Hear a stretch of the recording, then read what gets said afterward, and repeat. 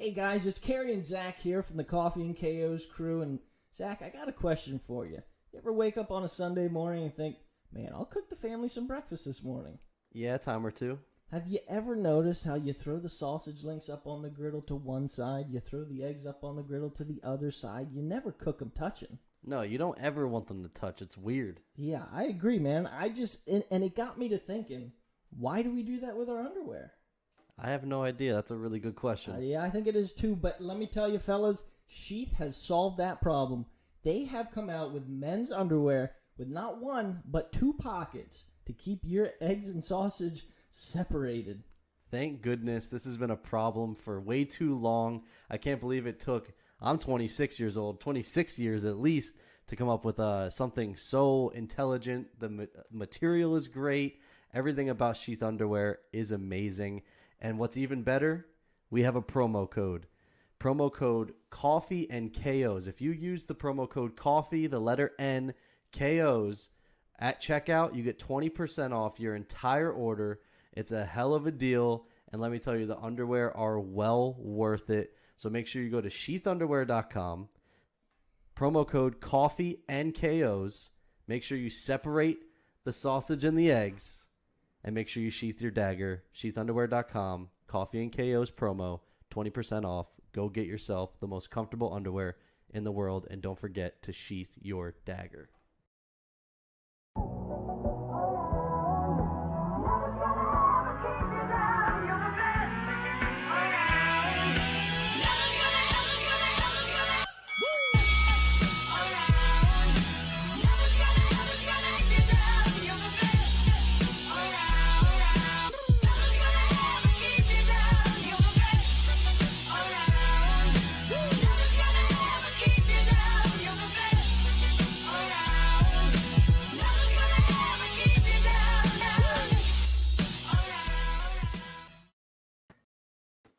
Ladies and gentlemen, welcome back to another episode of the Coffee and KOs podcast. It is UFC 260 week. What a week it's going to be. It's been a little bit of a depressing start, though, with Volkanovski and Ortega being canceled, but we still got Stipe and Ngannou, so gonna be a good week. The card is still very good, but I gotta say, on Saturday when we got that news, it was like a kick in the dick.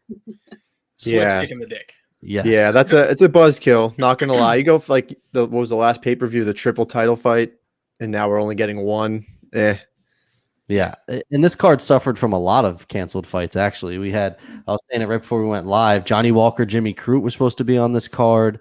We had obviously Volkanovski, Ortega, Randa Marcos. Thank goodness that's off. No one wants to see that because she's got a losing record. Kieran, here to comment. Kieran, I feel like I've just been the residential shitter on some of these women's fighters, so I'm not gonna do it today. I'm all gas, no breaks today. You know. Okay. And then Blagoy Ivanov, Marcin Tybura, which I think would have been a good fight. That got canceled. And then today it was announced Shane Young, Omar Morales was canceled because Shane Young is also part of City Kickboxing. And then obviously you had Volkanovski who tested positive. So that fight is also off. So it's been an awful month for City Kickboxing. But then again, we're still spoiled. We're about to get our fourth title fight of the month. Fourth title fight of the month, you know? I mean, only one of them has not disappointed me, and that was Amanda taking out that giraffe, if you guys have seen that Twitter post. But that's been pretty much the only one that didn't disappoint me yet. But 4 title fights in a month. Where can you go wrong, you know?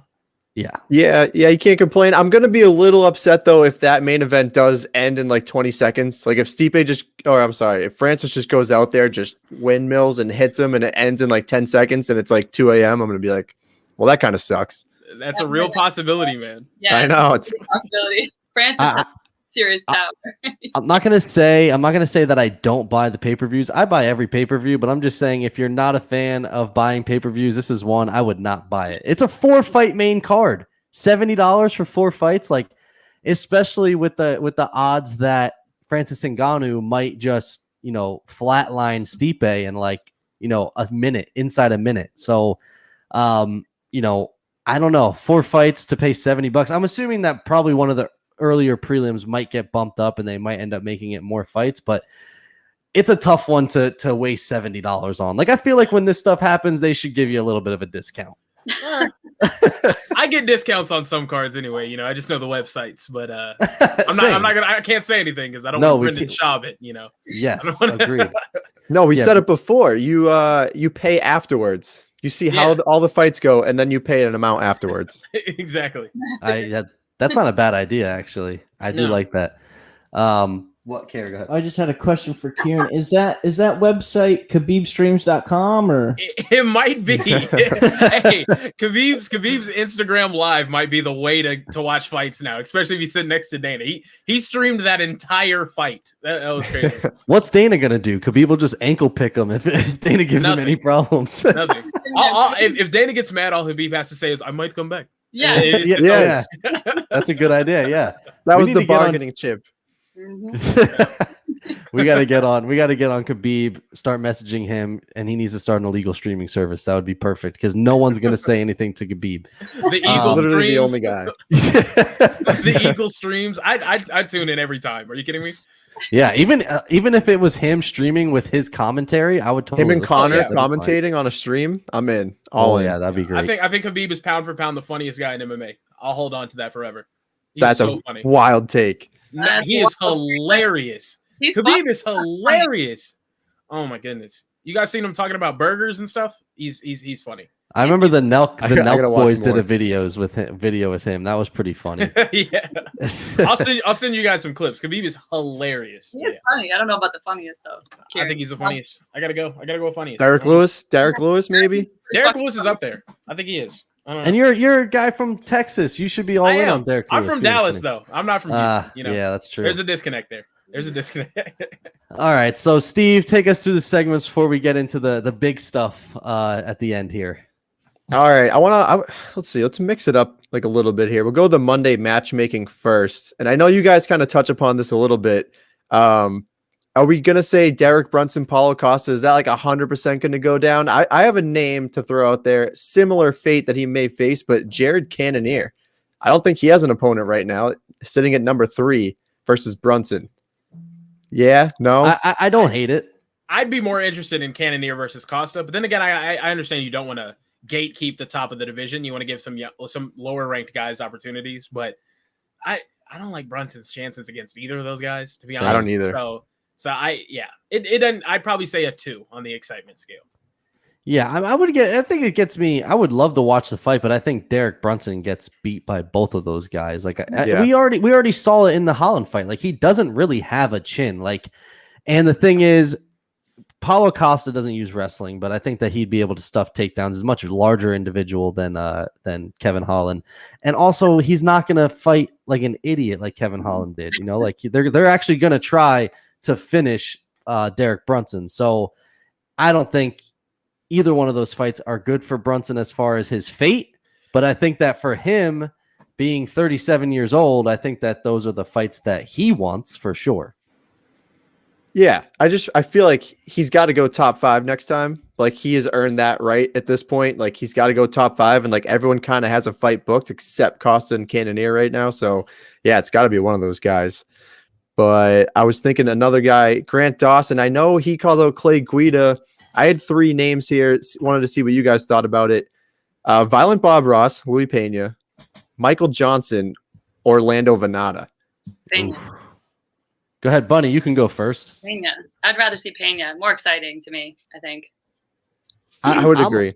I'm all in. I like the Clay Guida fight, honestly, more than all 3 of those. I think that it's a better... Listen, Grant's only 27. I said it in the recap show. I think that Grant they need to slow him into the UFC, especially at 155. Like I said it in the recap, and I love Grant. He's been great to our show, but I think that 155, he looked a little rough. You know, he did not look very strong. He had a hard time getting takedowns. I think that the other fights are good. Like I think Pena is I think they're good fights, but I think Pena, his striking, very, very good. I think that it'd be smarter to ease Grant Dawson into the division. And that's not saying Clay Guida is a pushover, but at 40 years old, I think Grant might have an easier time taking him down and, controlling the fight more than he would against VBR. I mean, I really like VBR a lot. I think VBR is a guy that's kind of underrated. So I think that might be a little bit too steep competition right off the bat. I think that Guida is a good stepping stone for Dawson. Yeah. I'd say I agree with Bunny. I like Pena. Guida's a veteran, and I even though he's older, I wouldn't want to see Dawson fed to a seasoned veteran like that. So I'd say Pena. Two young guys. They've been, Grant Dawson's on his way up. Pena has been shaky, so I think that's a good step for him. Yeah, I would agree. It's tough to say where Grant goes next. Like, he just kind of got one of the older veteran fighters, even though the guy only had 8 fights on his resume. I'd like to see him kind of go against a contender at this point, kind of like bump his name up a bunch. But yeah, I think the Guida fight's cool, but I think Violent Bob Ross would be a great fight to watch for the fans. I mean, a contender already, though. He's only had, that was his first fight at 155. So I feel like I know that's tough too. He's moving up. Yeah, that's true. I feel like if you're going to if you want a name on your resume, I think that, without facing a contender, I think Guida is the way to go. I think Guida is a good name to have on your resume without getting a contender. You know what I mean? Like, it's a good name, even though he's 40. Like we saw, he had a good performance against Michael Johnson. But he's looked good recently. He's looked good. So I think that in that aspect, like, Dawson is a problem, but he's only had one fight at 155. Like, I think he needs more experience there before we can feed him to contenders. Yep. Especially in that division. Especially in that division where 1 through 15 is just dude, I was talent. I was looking at all the rankings, like 1 to 50, because Dawson was technically around the 50 mark, and every single person above him is a killer, like has top 15 potential. It is tough for him. Yeah. That division is not. If you're a fighter, 55 is a rough division. I'd like to see him go back down to 145. I understand Same. He might be too big. He won't. But 155 is a Shark Tank. But if he can make the weight at 45, he's gonna ragdoll people. I don't see him ragdoll. He does not. He is not Khabib.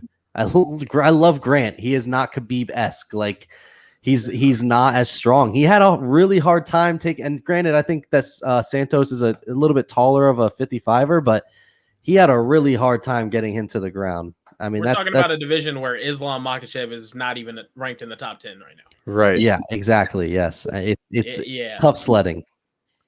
It's tough. We'll see. We'll see where he goes. Glory MMA bringing more glory, but rate that matchup is ridiculous right now. We had like Christmas morning last week, and I don't think we got to talk about it in last week's episode. So we'll start with the big one. Number 4, Michael Chandler taking on number 3, Charles Oliveira for the lightweight title, which is crazy because we were just talking about Justin Gaethje, Michael Chandler, and freaking Gaethje came out and said he thought he was going to fight Michael Chandler for the belt, and all of a sudden it just got taken away from him. I happen to be a fan of that. At all. I'm not a Gaethje fan at all. I respect that he took out one of the big guys, but I'm not a Gaethje girl. I'm bored with him.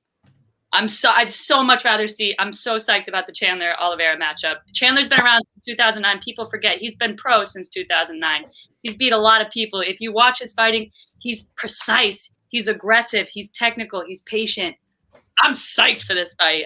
People say he doesn't deserve it. I think they are dead wrong. You need to watch more MMA if you don't think he's a deserving contender for Oliveira. I agree. Well, I think we could all agree Charles Oliveira is number 1. Like, he is the number 1 most deserving person in that division. I think we can all agree on that. See, you would get a shit for that if you say that on the internet. I know. People are like, oh, Charles Oliveira only beat Kevin Lee, but it's like, dude, he's on a I'd argue Dustin Poirier has a chance. Or has an argument there. But he okay, yeah. I agree. Chandler is not Chandler. Oliveira's number 1. And he's on like what, a 6-fight win streak. It's nobody else more than that. It's like 8 or 9, and it's all finishes except Tony. Yes, he's insane. So I mean, listen, I know that maybe the names technically aren't there for all of those fights for Oliveira, but you go on an 8-fight win streak in any division, you're getting a title shot. I mean, that's automatically what happens. And so I agree. If Dustin wanted to fight for the belt, it would be Dustin Oliveira. 100%. That's exactly the fight that they would make. But but because Dustin made it clear he wants Conor, he wants the money. I have no issue with Michael Chandler. They could have done Gaethje Oliveira. They could have done Chandler Oliveira. I really would not have cared. I honestly think both are interchangeable. I know that Bunny is bored with Gaethje, but Gaethje Chandler has one. He has one win in the UFC. One win in the UFC. He's been beaten in Bellator by Brett Primus. Who? Where is he? He got beat by him. Did you watch that fight? Yes, I did. The ankle Primus didn't beat him. Yeah, his ankle got hurt. Yeah. Is it a loss on his record? Yes. But okay, watch the fight. It's the same way Peter Yan has a loss on his record against Aljo. I know, but I'm just saying it's a loss, and I mean he's lost. He lost to Pitbull. For me, I think that one more win would have 100% solidified Chandler. So that's why I'm saying if Gaethje would have gotten the belt, I would not have been upset if Gaethje would have got a shot at the belt. This is the thing: if you look at the state of the division, you got Khabib gone, retired. Dustin Poirier wants to fight Conor again, which I don't blame him. I'd want that money too. Justin Gaethje is just coming off of a loss to Khabib.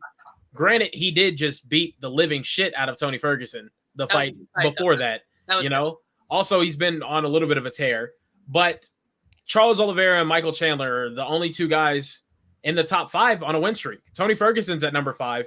The only gripe that I have about Charles Oliveira is his last 2 wins are Kevin Lee, who's borderline ranked right now, and Tony Ferguson, who's 37 years old and clearly out of his prime. Yeah.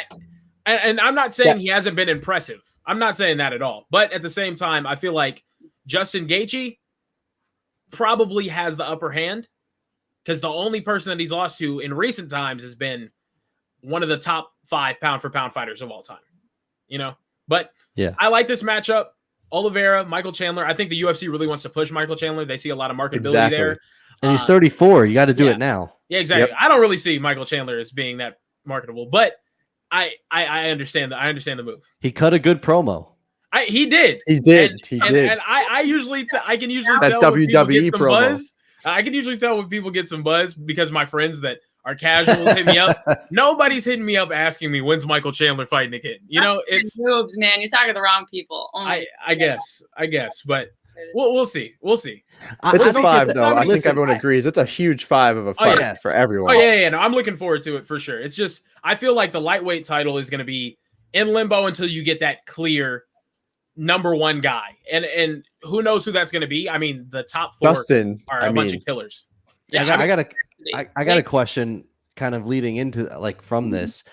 Do we see someone in that division that can defend the belt 2-3 times, or are we going to see just the belt switching hands at a just insane rate because of the competition at 155?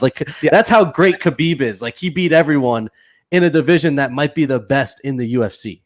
I do think until Islam gets there, it could change a few times, but if he gets pushed quickly and gets a title shot in the next, I don't think it'll be 2021. I think he'll get it in 2022. I feel like he would be the guy to be able to hold it down for a while. I don't see maybe Dustin, but I feel like Islam would be able to handle him. I don't know. That's going to be tough. I feel like Dustin is going to retire soon. I think that he beats Conor. I think if he beats Conor and then he gets he gets the shot at the belt. I think if he wins the belt, he retires. I really do. I think he's already talked retirement so many times. At that point he's not old, but he has fought forever, and he's beaten everyone. At that point, I feel like he probably goes out on top, in my opinion. So that's the only reason why I don't think he's the guy that's going to defend it a bunch of times. Yeah. Styles make matchups. I mean, Dustin Poirier just got out of a war 2 fights ago against Dan Hooker, and Michael Chandler starched him in the first round. Styles make matchups. There's a bunch of different styles and matchups in this division. I mean, even Conor could have a say in this. I think he gives people problems, especially people that can't get him to the ground. We'll see. But yeah, I definitely think a hot potato belt is what we're looking at here. Yeah. So, I agree with you, Steve. I think Islam has a chance, or has the potential. To hold on to it. But he's beaten Drew Dober. I really want to see him fight a name like RDA. I want the RDA fight. I want Islam RDA so bad. That fight when it was originally booked, I was so hyped up for it, because that is if RDA or if Islam goes out and just wrestles the shit out of RDA for everyone's on notice. Yeah, that's it. Like, well, what he's if gonna dude, Gaethje needs a partner too? They could push Gaethje Islam. I don't think they would do that to Gaethje, but soon. that would be a That's too soon gateway for to Islam. the title shot. Yeah. I don't know what's for Gaethje. Give me Gaethje, Paul I think Felder. you might. So I'll do Gaethje Hooker or Gaethje Felder, something of that sort. Give me Gaethje, Paul Felder. I mean, even that, I think Gaethje's good though. I love Gaethje. There's an argument that he should be in this title shot. You know, because everyone's saying Dustin's so much more worthy, but he got choked out by Khabib too. You know, like everybody gets choked out by Khabib. Conor got choked out. Yeah, but Dustin handled. You can't use him as like, well, he got beat by Khabib. Everybody got beat by Khabib. No, that's what I'm saying. Everybody gets beat by him. But Dustin handled Gaethje. Yes. Dustin handled Gaethje. I think it's a completely different Gaethje though. Now. Same. Working with Trevor Whitman. Yes, he's been. Whenever I saw Gaethje hit a pull counter against Donald Cerrone, he's been a completely different fighter since then. Boxing wise, he's on a completely different level than he was before. It was shell up, and then I'm gonna wing hooks over the top. Right. And now it's okay. I'm gonna be patient, and he actually moves his head, which is something I never thought I'd see Justin Gaethje do. So that fight against Ferguson was very telling. I mean, that was just pure dominance. I think a rematch between Poirier and Gaethje would be absolutely insane. I agree. That'd be something I'd love to see. I do in ways feel like Gaethje got the raw end of the deal just because, his last loss was to Khabib. Like, if anything, I feel like that kind of warrants you a title shot. And I think that's where I think Michael Chandler, I'm not saying he's not deserving. I just feel like Gaethje's been there. He's had his service, he's all that stuff. I think he deserved the title shot in my opinion. Yeah. But it'll happen, I think. They all do. Yeah, it's a tough one. Yeah, patient Gaethje is different. I'm telling you, patient Gaethje is different. That's the thing. Dustin, you got to say like Conor's probably the best boxer, but Dustin is like right below him. Is Conor the best Conor the best boxer? Best boxer, not best striker though. I think he's the best boxer in MMA. When he's on his game and active, I think he's the best. And you could even say Dustin is above Gaethje potentially. I feel like Cody Garbrandt's got pretty good boxing. Cody Garbrandt's nowhere near the boxer that Conor You don't think so? Not at all. No. What? From a person that grew up boxing. I mean, Masvidal's like a top three. I think Cody's nice. Cody doesn't have an educated lead hand though. I mean, or Max. He doesn't throw it. Max is up there. I think Max is up there. And you got to give Dustin credit too. But I think Conor has the thing about Conor is I think his fundamentals are insane. But sometimes he just does shit that's what are you doing? Like against Dustin, what got him in trouble more than anything, outside of the leg kicks, was just throwing this wild lead uppercut that I don't understand why he was doing. It was like a dip in, and then I'm just going to throw up like this. And then he ended up getting countered with the right hand that hurt him. So there's only one way to settle this. Carrie, who's the best boxer in the UFC? Anyone Ben wearing Askren. sheath underwear. Oh, there you go. Anyone wearing sheath underwear? Perfect. Masvidal's up there too as far as boxing. Masvidal 100%. Masvidal's up there as far as boxing is concerned. I mean, Peter Yan. There's a bunch of names, but yeah, we're gonna have to make a video. We need a video. We're gonna have to make a video, and we'll all have to fight each other. Connor's the one. I'll put it this way. I think that's a good point. Elias Theodoro. Bro says Elias Theodoro. That might be good. He might be the most. Actually, let's just all agree right now. Elias Theodoro, pound for pound, best striker at all aspects of MMA. I think we should clip that, put it on YouTube. All the trolls. We'll get like 2 million views on that just for people. maybe that's our move. Worst. We just start taking like ridiculous claims, and then we just stick to it. And we just stick with Punk it. is the greatest UFC fighter to ever live. There you go. Perfect. Oh, all right, next rate my matchup. That was a long. All right, let's move on to the other shit show that is the bantamweight division, because these two fights are incredible. Cody Garbrandt, number 4, taking on number 3 Rob Font, which is sick that Rob Font's top 3. I didn't even really realize that, but that's amazing. TJ Dillashaw is coming back. He's taking on the number 1 contender in Corey Sandhagen. Obviously all of these fights are 5s. Like, I'm super pumped about both of these. Rob Font, New England Cartel guy. Can't wait to see what he can do against Cody. Obviously, Cody's got a ton of power. He had that viral knockout last time out. He's got incredible boxing. That's going to be a banger. I think Sandhagen starches Dillashaw quick. I hope so. You guys, I hope so. Asked. I'm just gonna say, hats off to freaking Sandhagen. He did not have to take this fight. He could have easily just sat back and just waited till Jan Sterling was done and got his title shot. So hats off to him. I love this. This is almost, I feel like Sandhagen is doing this for for the UFC fighters who haven't cheated. I feel like he's like, I got to go out and beat the shit out of Dillashaw for the rest of the UFC. Hey, you know Dana. Are we sure he didn't have to take this? That is true. Sure? Yeah, that's true. Are we sure he Robert didn't Whitaker's still fighting for a goddamn title shot again. Yeah, exactly. I don't know. I don't know. I mean, I think Cody. I think Corey Sandhagen. Also, I think what went into his decision making is the training that he's done with TJ Dillashaw.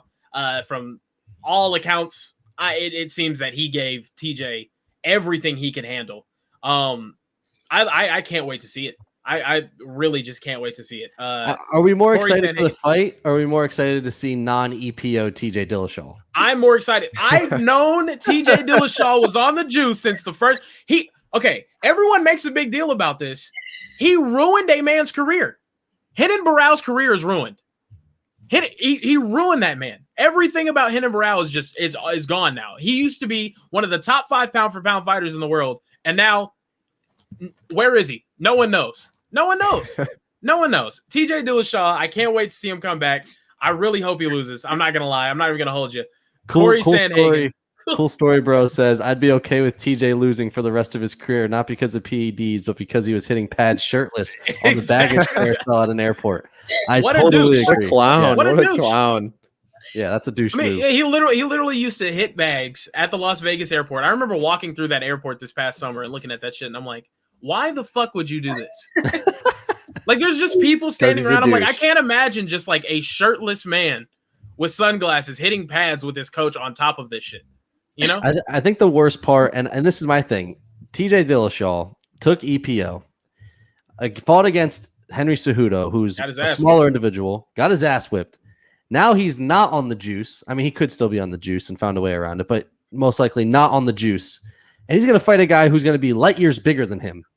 I think that he's going to get his ass kicked, and I think that most of us are going to be there to enjoy it. And I think most of the UFC is probably out on TJ Dillashaw.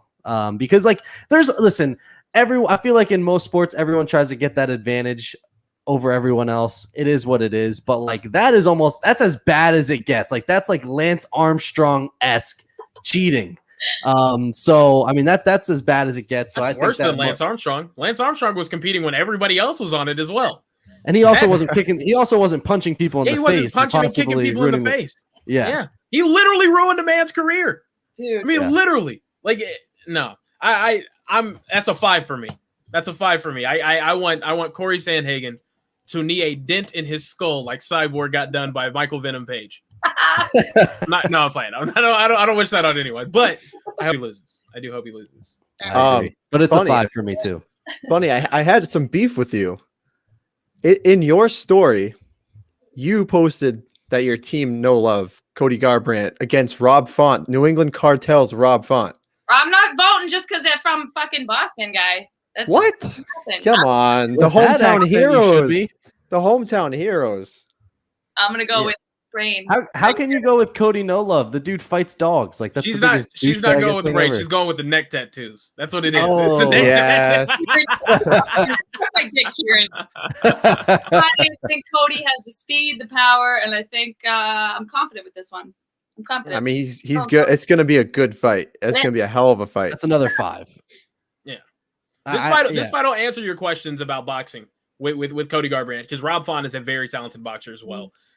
He looked as good as he ever has in his last fight against Marlon. I mean, just walked Marlon down and beat him quick the first round. I mean, usually everyone struggles early on. I mean, other than Sandhagen, you know. But they train with Mickey Ward over there, the Pride of Lowell. You ever see The Fighter? Mickey Ward. Mickey Ward. Yeah, I'm all in. I like Rob Font in this one, not because he was our first interview though, but because I think that we've seen it. Garbrandt has 0 chin. He's an emotional fighter.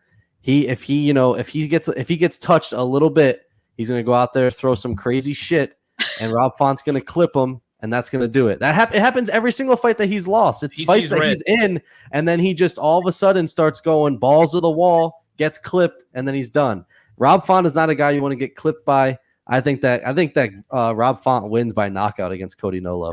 Okay. But if he doesn't get clipped, you see virtuoso performances from Cody. Yeah, I mean, you see some absolutely unbelievable shit. The head movement, the speed, the composure, the kicks, the wrestling, he has all of the tools. It's just it's all mental for him. I think he could be a top 5 pound for pound fighter if he just puts it all together. But I say this all the time. Like there's very few fights that I remember like exactly where I was at and everything else. The Cody Garbrandt Dominic Cruz fight, I remember exactly where I was at. I remember exactly who I was with. Like it was just one of those fights that you just never forget it. It was one of the greatest performances I feel like I have ever seen. It was so clean. It was just like the cleanest performance, the knockdowns, the dancing, the shit talking. It was up there with the Max Holloway, Calvin Kattar, Max Holloway talking shit in the middle of fight. Like it was just, it's just one of those things that you'll never forget. And that's the no love I think that people want to see. It's just, he's probably the most emotional fighter in the UFC. And it screws him over every single time he loses. That fight was also followed up by the most satisfying L of all time when Ronda got demolished by Amanda Nunes. I'm not gonna lie, that was great. Face the Pain starts playing in Cody's head whenever he starts seeing red. Oh goodness, yeah. No, Cody's. I do agree though. It's so funny because he has the biggest crutch in all of MMA. I think he's borderline unbeatable whenever he's not going absolutely ape shit. But then as soon as he gets hit hard, it's like, I'm going to blast you with this right hand. And that is my only strategy. So yeah, we'll see. It works. That just like that last one punch knockout. I'm just praying for one of those crazy MMA knockouts. He has gone to a new camp. I didn't like seeing him train with Uriah Faber because that camp's gone to absolute shit. But yeah, I like him with Mark Henry. So I'll give it a 5, and I think Garbrandt. Wait, does that mean the Garbrandt Dillashaw hate is done since they now both left Uriah Faber? Because that was Garbrandt's thing was Garbrandt still trains with him. Oh, okay. Garbrandt still trains with him. Yeah, Uriah Faber cut his hair. It looks awful. I saw that. Yeah. Pictures. I'm like, holy shit. It's gonna be a long hair. Like, Uriah Faber's the type of dude to take a trip to Antarctica and still wear flip flops. It's California kid. He loves himself. It's crazy. That's hilarious. Okay, that was Rate That Matchup. We did Monday matchmaking. Yeah. I want to talk about Shahbazyan and Jack Hermansson. Oh shit, that is another one that came in late. What the hell is the UFC doing to Edmen Shahbazyan, man? Like, goodness grief, my dude. Jack Hermansson's gonna sub him. He just got his ass kicked by Derek Brunson, and like he's 22 years old. Like, and everyone's labeling him as like this prospect. Why are you giving him Jack Hermansson after he just got destroyed by Derek Brunson? It doesn't make any sense. Like he's gonna get mauled. This is not a good matchup for him at all. But he's going to. But if he doesn't, I'm gonna say there's a 90% chance he does. Yeah. God, they should have just tossed him Chris Weidman. Yeah, I think Hermansson struggles with good boxers who are fast, such as Jared Cannonier. So I think stylistically, it's not the worst matchup. But like you say, Shahbazyan's young, and I think you give him a contender who's arguably better than Derek Brunson, who he just lost to. And that's a tough ask, Isn't Hermansson ranked higher than Brunson currently? Hermansson's 6. Was in the top 5 until he lost his last fight to Vettori. Yeah. And Brunson's 7, right? Brunson is higher now. He's 7 right now. Yeah, he's 7 right now. So that just didn't make any sense to me. It's just a weird thing. Like I was expecting Shahbazyan to fight some like random ass dude. Yeah, exactly. Yeah, knock him out, bounce back. And for me, like this is not what I was expecting. And how the hell did he accept that fight? I mean, it's a good fight to accept in the sense if he wins, it's gonna catapult him to the to the top. But it's like, well, he's not gonna. I don't think he's gonna win. At that age, you got to think of the rate of development that fighters have. Right, especially that young in MMA. The rate of development. It's like look at John Jones's debut versus his second fight. Guzmão, his performance against Guzmão was completely different to his performance against Stephan Bonner. Fighters whenever they're young. 20, 22, 21, 22. I mean, I feel my body change every day. Same. Not in a good way. No, you don't. It's the downhill. I got about 3 more years until that begins. But us younger guys, unlike you old people in here, I'm not that old. We go through changes. Old. Anyway, listen, you add 10 years for each kid. I have 2 kids, so that's 10 years so I'm 30. That's actually 40. Yeah. You're old. Thanks. And I'm losing all my hair. Exactly. No. Yeah, no, I agree with you, though. I don't know why they're pushing it so much. The guy's 22, 23 years old. Give him a fringe 15 guy, even a little bit out of the 15. Just bounce back, get a nice TKO victory, and then kind of move him slowly up. But they're pushing him, but the top 5 is stacked. Like, they don't really need to unless they're looking for that guy to compete against Izzy. But I don't know. I just don't see it. Why would they force it right now? Yeah, I don't know. That's just maybe because he hangs out with Ronda Rousey. Maybe Dana White's like, screw you, buddy. We're going to feed you to the wolves because he hates Ronda now. I have no idea. It's like Ronda thinking she was ready to fight Amanda off of a year layoff. You don't know. She will never be ready to fight. She will never be ready. She was never ready at any stage of her career to fight this person. No. Yeah, no. I don't know that there's really any woman that's really ready to fight Amanda Nunes. No. There might be a couple guys. There's a couple of guys that they could feed Amanda Nunes. Only a couple. No one else is ready. Harry Hunsucker versus Amanda Nunes. Get him in there. Harry Tinson versus Amanda Nunes. I'd love to watch that. Harry Tinson. I'd watch that. Yeah. Shout out Harry Tinson. You get some love, you troll. What's next, Steve? What do we got? Well, headlines we already. Actually, you know what was kind of funny is I thought Khabib kind of has been retired, but like officially hasn't vacated his belt, so he officially retired now. But I feel like there was no like big publicity on it. It wasn't really in the media. They weren't really making a big deal about it. But that's like the end of an era, and no one's really bringing that up. I feel like fucking Dana. What are you talking about? Yeah, Dana was just like, all right, you're gonna retire, but we're not gonna promote it at all. We're pissed at you. But then they were hanging out. Embarrassed because he's been chasing Khabib to come back, and we're all like, dude, he's not coming back. The entire world was like, he's not coming back, but he's like, maybe. But maybe if he does, he could continue to dominate the entire division, and I could make billions. Yes, exactly. We could watch him choke everybody out in the top 10 within the next 3 years.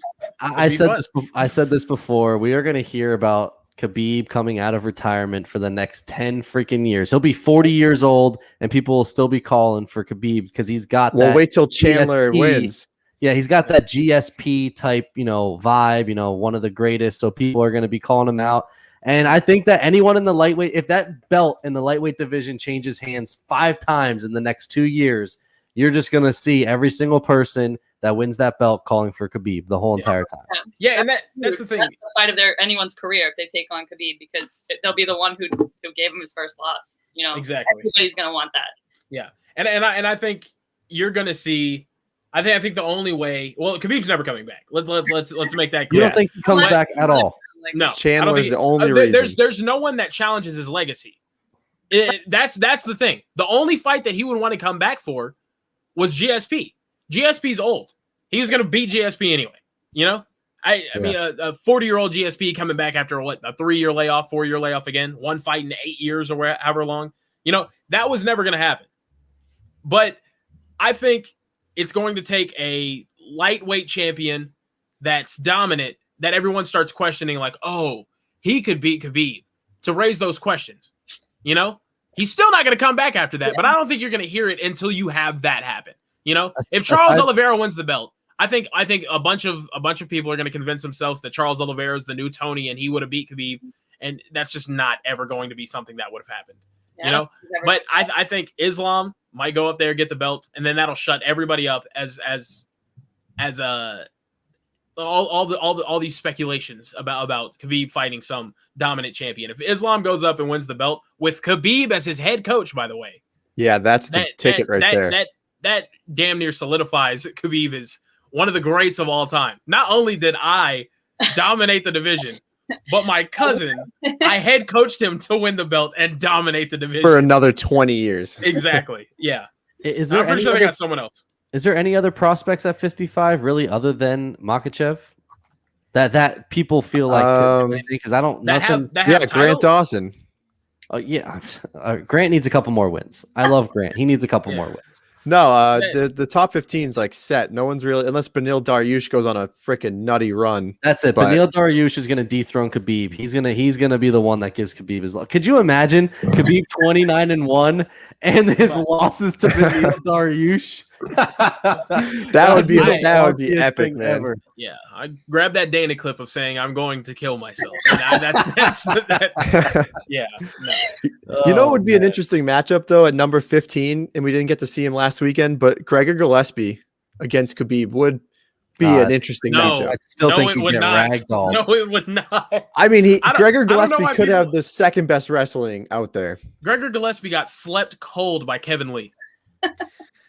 Yeah, I get that. People underrate Khabib's striking. Khabib ain't gonna head kick. Khabib's grappling. Oh yeah, Rafael Fiziev I think is a prospect to look out for. Fiziev is a prospect. Yeah, he's good. But Khabib would take Gregor Gillespie to school. To school. Say Gillespie gets him down. Khabib has bottom game that he's never seen before. No, that fight wouldn't even be remotely competitive in my mind. I don't know. I mean, I know he's a great wrestler, but if you're going to rank the potential matchups on a style basis in the top 15, Gillespie has to be like top 3. Like strikers just don't fare well at all. Like it has to be someone. It's got to be a wrestler to beat Khabib. I feel like. What about just no one? It's just literally no one. It's nobody. What about Islam and Islam Gillespie?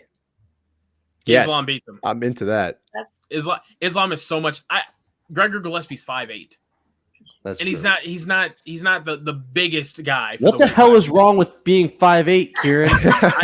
At 155 a lot. Short banter. At 155 a lot. At 155 a lot. It's I don't choose to be this height. Zach, one day you will be able to ride the big boy rides at Six Flags, okay? I don't like amusement park, so I'm okay with it. And the kiddie rides are way more fun anyways. Yeah. I mean, Islam is freaking huge for that weight class. He's like 5'11"? He's massive. Stocky as shit. Yeah. No. I feel like Joe Rogan explaining a gorilla whenever I talk about guys' size in the UFC. Just a marauder. He's an assassin. Oh goodness. Oh boy. God, we could have Islam. We could have Umar soon being a champ. Hey man, we said it's the Russian takeover. We already went through the names. It's happening. I was hoping it was going to be the Nigerians, but after Sadiq Yusuf's last fight, I don't know. Just kind of fell off. Damn. So all African champs from 170 and up, and then all Russian champs from 155 and down. I think that might be the future. You don't know. Russians are great, but sometimes they don't get that big. Our African brothers, they get up there. They do. Speaking of Africans, this weekend, no, playing. He claims he's from France though, isn't he? Or he lived in France? He's from Cameroon. Yeah, he's Cameroon. But he lives in France, I believe, or trains. France is full of African immigrants. So even Cyril Gane's parents. Cyril Gane's, yeah. All right, so that's it? Are we moving into 260? Yeah, I think I think so. I gotta say, I am still a little depressed that Volkanovski, because I was highly convinced that Brian Ortega was going to destroy Volkanovski. I was too. I don't know, man. Volkanovski's getting no love after those fights with Max Holloway. Tough, man. He's tough. Ortega could take damage. He would destroy him. It was just I guess the biggest question with Brian Ortega was the striking, and to see what he did against Korean Zombie, how he really has improved in those 2 years off. The improvement was just, my goodness. That might be one of the biggest improvements I've seen from a fighter maybe ever. He looked, I agree, insane. Yeah. I mean, it was and Korean Zombie, he made Korean Zombie look bad, and Korean Zombie is a stud. So I mean, it was just insane. I'm not too upset that the fight got pulled. Or no, I'm upset that the fight got pulled. But say Ortega won, I wouldn't want a triangle at 145. Max just beats Ortega, Ortega beats Volkanovski, and Volkanovski beats Max just in a triangle over and over and over again. So you want Volk to win to then? No. I wanted Ortega. To then have Max the trilogy. After that last fight, I thought Max won, and Max is one of my favorite fighters. I'll never forgive Volkanovski for that. Ever. You get dropped twice, stay on the outside and kick legs for the entire fight, and you win. Whether it's Max Ortega 2, which is awesome, or if it's Max Volkanovski 3, that, I mean, one of them is going to happen, and they're all amazing. Yeah. I think Max Ortega 2 goes the same way, because it's not the technique, it's the pace. It's that's so hard to stop. You have to have Like, I mean, Volkanovski's cardio is absolutely insane. Exactly. To be able to stop that right. onslaught and that forward pressure that Max provides, insane. Like you need those leg kicks that Volkanovski has to stop Max's. Like that's why I feel like he was not getting Volkanovski was getting like not the credit he deserves for. And then you go see what Max did to Calvin Kattar, and you're like, Volkanovski stopped that. He stopped that. No one stops that. Yeah. So for 260, is there anyone outside of the main card, any fight, any person that you are looking forward to? Steve, go ahead. Miranda Maverick taking on Jillian Robertson, rebooked twice. Was it rebooked? I kind of forget. I feel like it happened a few times. This is the second time, but either way, this is an awesome fight, and it should be on the main this should be on the main card. They should just bump this one up now that there's only 4 main card fights. But that one to me is going to be a banger. Miranda Maverick gets it done. Yeah, Miranda Maverick, friend of the show. Aaron, I'm sorry. I know that you're a Jillian Robertson kind of guy, but Miranda Maverick, she lives up. She's a savage, dude. She is just, I mean, her striking, like everyone talks about her as a wrestler, and what she did her last fight, the elbow that she landed was just so clean. She's been working on her Muay Thai, she says, a lot. In the times we've interviewed her, she's looked, I mean, her debut was as good as it could possibly go. And I just think that she's going to be so much stronger. I think she's going to honestly be stronger than a lot of women in that division. I agree. You know, Robertson is slimmer. Miranda Maverick cuts weight to get to that weight. So I don't know. She grew up on a farm. Around here, you know what you say about people who grow up on farms. They got just different type of strength. It's just different than, you know, than gym built strength. They're throwing hay bales, and it's just different. Wrangling sheep and shit. Yeah, I mean, it's a different type of strength. I think Miranda Maverick has a shot to kind of catapult herself up to the top of that division. And they'll push her. They will push her right along. Yeah, so I like Robertson. Robertson has a really good jiu-jitsu game, but I just think Miranda Maverick is going to be relentless as hell. Aaron, I am sorry. I know you're probably going to chat us, you know, up in the chat here, but I got to lean towards Miranda in this one. I'm looking forward to Alonzo Menifield, Will Knight. I think that might get pushed to the main card, honestly. That fight's going to be insane. Both Knight's 9-1, Menifield 9-2. Menifield, was his last fight he lost or he won? I know he lost to OSP. I didn't know if that was his last fight or not. That was his last fight. He got stopped. He trains in Dallas. I've seen him fight. I've actually seen him fight in person at LFA. He's a freaking powerhouse. So yeah, I think he brings it every time. It'll be fun to watch him. This fight's going to end in a finish, one way or the other. I think. I don't know if it Don't goes. say that. Don't say that. Don't say that. Well, William Knight can wrestle, so it could be tough for as soon as you say that shit, it's gonna be the biggest. The one thing I noticed with William Knight is though, like it was either last fight or 2 fights ago, they took him down and they're trying to like move him around, and he's just so strong. Dude, like there's no moving that dude. Both of these guys are on like the all body team. They are huge. Yeah, so I'm looking forward to that one. I also, you know, Hannah Goldie's coming back. Jamie Mullarkey. That one's surprisingly the fight that I'm looking forward to. I know that's surprising you guys. I'm looking forward. It is, yes. Oh, very proud of you, Karen. I'm looking forward to Hulk Hogan's granddaughter versus Jessica Penne coming back. It's going to be a great time. I thought that this was Otman Azatar. It's not. I think it's his brother, isn't it? It's Abu Bakar Nurmagomedov. Is that what you're talking about? Yeah, no. There's no. There's an Azatar and a Nurmagomedov. Yeah. Yes, I thought that was Otman Azatar. I said, shit, he's back already after the whole potato incident. But no. So that's not. It's Abu Azatar. I don't know much about him. But is that Khabib's cousin, Abu Bakar or whatever? Abu Bakar, known as honestly the disappointment of the family. Sadly. He's got 3 losses, didn't he, or something? No, yeah, he plays games on Twitch, and you know, doesn't really. No. There's nothing wrong with that. But whenever you're not taking your training as seriously, you got to be wrestling bears outside. As his late dad said, yeah. But I mean, he fought in PFL, was kind of a up and down fighter. He did pretty well, but don't expect Khabib level or Islam level. No Umar hype. None of that. I don't know. Is Khabib going to be in his corner, or did they shun him? Because he's got 3 losses. No, Khabib's going to be there. Khabib should be there. Yeah. You lose one time, you get shunned. Yeah. There's no staying in this family if you lose fights. Their records are insane. It's crazy. Yeah. He's 15-3, and people are like, we're saying he's a disappointment. He's a disappointment. 15-3-1. Yeah. Come on. Yeah, pretty much. That's tough to live this is his UFC debut. So last time he was in the UFC octagon, he was getting punched by Conor McGregor. after after the fight. Oh, he was in that scuffle. Yeah, Nice. He was the one that blitzed across and got hit. Even even Khabib's Abdul dad said that he was the biggest disappointment. Also, Kieran, you're getting some shit in the chat here. Bunny has a Twitch. What's wrong with that? I have a Twitch The too. funny defenders come out. Oh my goodness, I have a Twitch too. You know what's funny? Nothing wrong with Twitch. We're actually live DJ on Twitch too. Thanks for the defense there. Appreciate you, buddy. We're actually live on Twitch, so make sure you go follow us on Twitch. All right. Also, I think Jamie Mullarkey's on the main card, but I love saying his name, Jamie Mullarkey. Mullarkey. It's a fun name to say. So, all right, let's get into it. I gotta pull up. Do you guys want to make picks for Menifield and William Knight just in case it gets? I would. Card. Yeah. All right, let's do it. Also, Steve had a good week last week. About time, man. It's about time. You're getting closer. You're getting closer to me in the standings. Kieran's gonna get a pass because he joined late. So we'll see what he ends up with though at the end of the year. I'm on like a winning streak with main events. I'm going nutty with my main event picks. Let's go. All right. So ESPN is an awful freaking app because they still have Shane Young on this card. But all right, yeah. So we'll start with William Knight and Alonzo Menifield.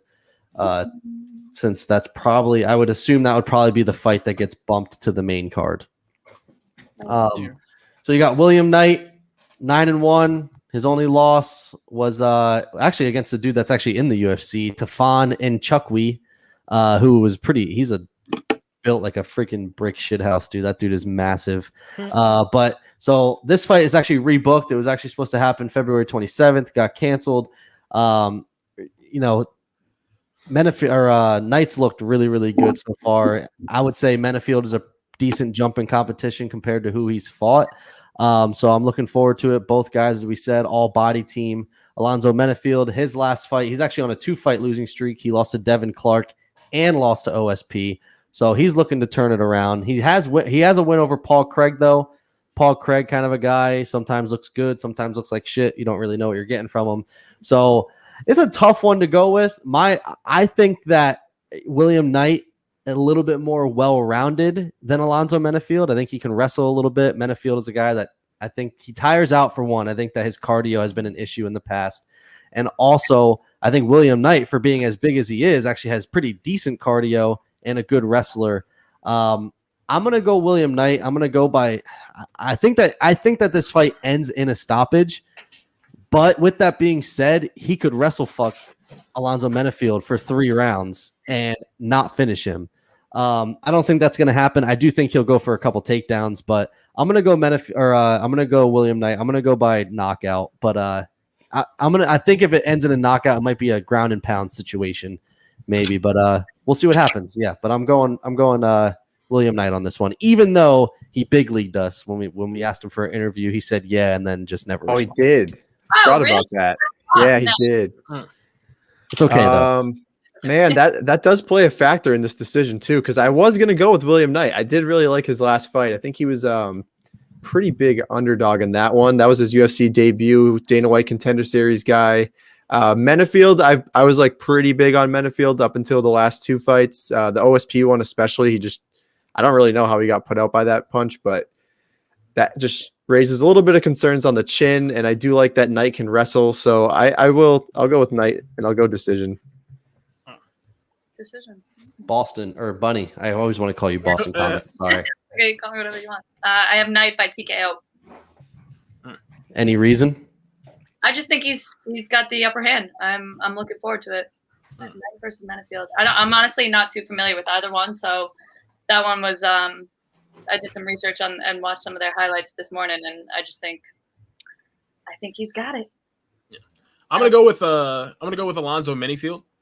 You don't say. Yeah, I mean he's from Dallas. I just think he's gonna catch William Knight with a big old black explosive right hand, and it'll make me very happy. So that's my pick for that one. Doesn't Knight train out by Boston or something like that? Yes, he's in the. I think he's like Connecticut. I think he might be with Tyson. I don't know. Yeah, because I always see Tyson Chartier always reposting stuff about William Knight, think but I don't ever see him like at Lozon's or anything. So I don't think he trains. Yeah, I don't know where he trains. I also know that William Knight owns his own gym because I always see him posting videos of like 50-year-old women doing his workout plans on his Instagram. Change my pick. Carrie, let's go for it. I think Knight's going to get knocked off his noble steed here and end up in the Menifield minefield. So I'm going with the Menifield knockout. Okay. Yeah, he fights out of Connecticut. He's with Parker Porter. Yeah. They fight together, but they're all managed. Parker Porter. Yeah, you know Parker Porter. They all sound like Dana. You guys sound like Dana. The beefiest guy in the UFC. I feel like he's a big man. Yeah, but he's right. He rides with Tyson Chartier as well. You guys sound like Dana trying to hype up Jim Crute as a co-main event on a pay-per-view in his debut. Hey, no shit on Jimmy Crute. I like Jim Crute, but nobody knew who he was. He's like, you guys don't know Jim Crute? It's like, no, he hasn't fought in the UFC yet. He has like 6 fights. It's so funny. Well, you don't know Parker Porter? No, I don't know Parker Porter. You look up Parker Porter. He's beefy. I mean, he lost to Chris Dawkins, right? Yes. Yeah. Parker Porter just won his last fight, though. I forget against who. Yeah, it was against Josh Parisian. Yes. Contender Series guy who was so not that absolute shitter. Yeah. All right, Steve, take us to the next one. All right, so we're opening up main card, right? Jamie Mullarkey taking on Khama Worthy. I'm a fan of Khama Worthy, man. I am a fan of him. I don't know too much about Jamie Mullarkey. He's only 26 years old, 12-4 pro record, 0-2 in the UFC. He did fight Brad Riddell in a regional circuit. I think it was outside of the UFC. No, he fought in the UFC. He fought that was in the UFC. My bad. Beat the shit out of. Oh my god, I couldn't believe that he was still alive after that fight. That was insane. But yeah, I had Riddell. Yeah, that was in the UFC. He fought Volkanovski back in like 2016, got TKO'd by him. But he's a wrestler, 8 takedowns in 2 UFC fights. Khama Worthy has kind of shown that he can do it all a little bit. He's got the knockout power. He has a submission on record. He's sub Louis Pena, Violent Bob Ross. TKO Devontae Smith, which is a tough opponent. And they were like friends. I think they trained together. Some beef going on there. So he started out 2-0. And then faced Ottoman Azatar and got clocked early round 1, which was a tough one for him. But I really like Khama Worthy in this one. I feel like Mullarkey, when he faces a striker, he struggles against them. And Khama Worthy just has seen like he can really get it done striking. So I have no problem taking Khama Worthy in this one. And I'll go TKO. I'm going Khama Worthy by TKO too. The body of work is just better. He's fought better opponents, got wins against better opponents. I love saying Jamie Mullarkey, but I don't think we're going to be hearing Jamie Mullarkey from anybody after this fight. I think Khama Worthy gets it done. I think TKO is perfect. I think that's exactly what's going to happen. I think that it might be a brutal KO. I think Khama Worthy might get a $50K bonus. I'm putting it out there. I wish you could bet on it because I would bet that Khama Worthy gets a bonus after this fight. That's just the kind of the way I see it going. Kieran, you can go this time. Oh, yeah, it's fine. I'm going to go with Khama Worthy. I mean, the only time I've seen Jamie Mullarkey in the UFC, he was a punching bag. I mean, it's Mullarkey. Mullarkey. It's Mullarkey. From the South. Mullarkey. Anyway,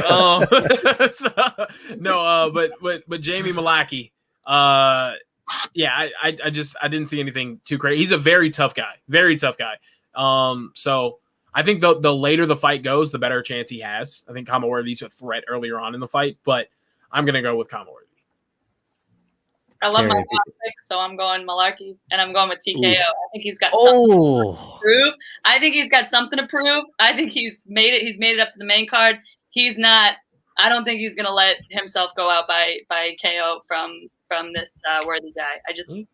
This Worthy guy. He's definitely got something to prove. That's a carry move. Once again, I like these fights where people are one loss away from getting cut, and he's definitely in that spot now. Yeah, so, he's fighting for it. Karen likes that when they're fighting for that spot. I like when you're fighting for your job. It's a completely different thing. You know? He's got something to prove. He's just like Sean. She said this Worthy guy. He's got wins over Devontae Smith, Louis Pena, freaking Jamie Mullarkey. He's fought Paul Felder, Billy Q, Kyle Nelson. I said what I said.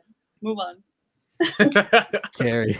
Well, I mean, you got one guy that's named after bullshit, and then you got the other guy who's having or showing the qualities or abilities that merit recognition in a specified way. So how do you not go with the guy that's worthy? Right? So I'm going Worthy knockout. That was a good one. That was good. Oh, it's gonna taste so good. Damn. I don't know. I think it's gonna taste like bullshit, Bunny. It will. Shut up, Clary. Tom Kieran Worthy's nickname's also the Death Star. Just saying. Yeah, The that's Death pretty Star. badass. Come on. Kieran, would you want to do a preview or an intro into a fight? Yeah, sure. It's a good one. It's a good one. Okay, all right. So the next one we got coming up is Sean O'Malley versus Thomas Almeida. Thomas Almeida, I mean, he started off hot in his UFC career. He's been on a 3-fight losing streak and hasn't fought. I mean, he's fought one fight since 2018. So he's been kind of up and down. And of course, Sean O'Malley's coming off of that controversial, in my opinion, loss to Chito Vera. I think he looked impressive up until that point whenever he got his leg kicked into jelly. So it'll be interesting. I got some hot takes about Sean O'Malley, but I'm picking O'Malley. What are you guys interested? Who are you guys picking? I'm interested to know what your hot takes are because I'm an anti-O'Malley guy. Yeah, we're very anti-O'Malley. Yeah. I think it's a douchebag, but I don't disagree that he's a douchebag and a little weird, but I think he's a very talented fighter. And sure. Chito Vera, and I think the Chito Vera loss, I mean, although yes, it is fair and square, I don't blame the dude for saying he has an undefeated mentality after that loss. Oh. I don't blame him. Of course, you're going to learn from it, but at the same time, I mean, whenever you lose a fight because your leg just went out on you, you know, like for instance, say he recovers from that. It's the same exact thing that happened to Henry Cejudo in the first DJ fight. You don't know what would have happened right after that. You know, Right. Say he could just get, and granted, he did get taken down and then stopped on the ground. He got rocked. He got beat up bad on the ground whenever he got on his back. But I think Sean O'Malley as a striker is insanely gifted. I mean, a guy that big, that long, and that quick, that's a problem for a lot of people. I'm interested to see him come back. I hope he's very active this year, but the only problem is the dude's made of glass. I mean, Jesus, every time it seems like he's getting hurt, you know. It might be all the weed or methamphetamines that he's trying. I don't know, but I hope he gets it back. But I think Sean O'Malley is a very talented fighter, and I think, honestly, he can be one of the best strikers in this division. I think he gives a lot of these top guys issues on the feet. So, yeah. The only thing I had to say again with the Vera thing is I think it was completely fair and square. And I know that his leg technically gave out, but it only gave out because he was hit with the leg kicks, with the kicks to the shin. And that's what happened. It's called drop foot. Chandler. Your foot just goes numb. Like you can't move it. You can't do anything. It's jelly, like you said. So it was not like a freak injury. Like it just happened because of Chito Vera's offense. Yeah. It happened because of I'm not saying that. I'm not, but at the same time, you don't expect your leg to react in such a way. You know, I agree. But it's like Connor, like, you know, Connor took the leg kicks and his leg just died. It gave up and then he got pieced up after that. It just now that's like a part that was kind of like before all these leg kicks were kind of coming into play. That was one of like the first ones that we saw and we were like, wait, what just happened? Yeah. I agree. I mean, I think he lost fair and square, like I said, but at the same time, I don't think it was like a fight in which he just got dominated tactically, you know? Yeah, I agree. If I'm a fighter, I'm going in with that same mentality. Like, okay, yes, you beat me, but you beat me because you kicked me in this certain area of my leg that fucked me up and had me incapacitated, you know? Like it's I don't even know if I said that word right. Zach? What? Incapacitated? I think you're good. I think you're good there. I have so many fucking wrinkles in my brain. Oh my God. Ask me. You do not want to ask me for vocabulary advice. That is all I have to say. You're the teacher. I gotta ask. I'm a gym teacher. Hey, you had to go to school to get some sort of degree. Am I right? Yeah, you want to know what classes I took? I took dodgeball. I took all these like you don't take I didn't take English class. So don't ask me. For me, I understand what you're saying with the O'Malley, you know, the undefeated mentality. I don't mind the mentality. It's the fact that he literally, I think, thinks he's undefeated. Like that to me is a little bit different. Listen, Sean O'Malley, I think we can all agree, is talented as hell. And I think that he really does. If he can keep his head on straight, I think that he is as talented as they come. I really, really do. But it's just everything else. That being said, though, I think he's going to absolutely destroy Thomas O'Malley. Almeida. I think that Almeida, this is a perfect fight for him to come back to, you know, and get a win. I think that he's going to knock out Almeida. So you can put that down in the book. Yeah, I think it's going to be a quick finish. You look at Almeida's last three. I mean, all three losses are to good competition, but Jimmy Rivera, Rob Font, Jonathan Martinez, but every good fighter he's fought, he's lost to. His only wins are against shit. So, I mean, anytime he's facing anyone that has any sort of fight IQ, I feel like he loses. So I'm going to go Sean O'Malley KO in this one. I hope O'Malley can kind of turn things around and not be as much of a douchebag as he is right now. Yeah, I think this is he's definitely a douche, and that plays into the whole thing. Like, we don't like him. We want to see him lose. He's got the rainbow hair, him and Casey Kenny on the podcast. I don't like O'Malley. But like you said, he's an incredible fighter, not taking away from that, especially at 135. He's a big guy, tall, lanky. He's going to really be a problem. And I think this is a perfect fight. So you lose to Chito Vera, you take a step back. You face Thomas Almeida. Someone, honestly, he's going to get starched here. We're going to all pretty much say that. Thomas Almeida went 16-0 to start his MMA career. He was 4-0 in the UFC, 3 finishes. The hype was all there. But then, like you said, Zach, he faced Cody Garbrandt, Jimmy Rivera, Rob Font, all these guys. He lost to all of them. Stopped in 2018 because of a bad eye injury. Comes back, loses to Jonathan Martinez very handedly, unanimous decision. I think Almeida is just going to be in a whole world of trouble here. O'Malley's going to starch him probably pretty early on. We'll go round 1 on it. Yeah, I agree. I think he's special. And honestly, in a loaded division like 135, I hope that we get more contenders. I even want more. I want craziness. I think he could be a top 10 guy without a doubt. I think he is a top 10 guy right now. I don't know. I would love to see that Chito Vera fight ran back. I'm not going to lie. I think that would be great to run back next after he runs through Almeida. You could be looking at Almeida getting cut. That's tough. He probably will. That would be 4 in a row. I think. Tough. Yeah. Nope. So that means Almeida's going to win. He's fighting for his job. Before I say my pick, just remember that you guys invited me on the podcast, okay? Man. We love having you on. I'm not going against the Brazilian fighter, and I just fucking hate Sean, and I just want his mentality to be stomped. So I'm taking the bold pick. You guys can roll your eyes all you want, but I'm going on. You want the finish? I want the finish. I want the KO. I wouldn't even hate that, to be honest. Knocked out. I would not hate that. But until then, I'm sticking with my pick. I already posted on Instagram. So. Yeah, I mean, listen, I don't want to pick O'Malley, but we're in a competition here, and I know damn well Thomas Almeida is not winning this fight. I think it's a win-win. We either see O'Malley starch him quick and it's a viral knockout, or if Almeida knocks him out, that's a win for everyone. Sean O'Malley.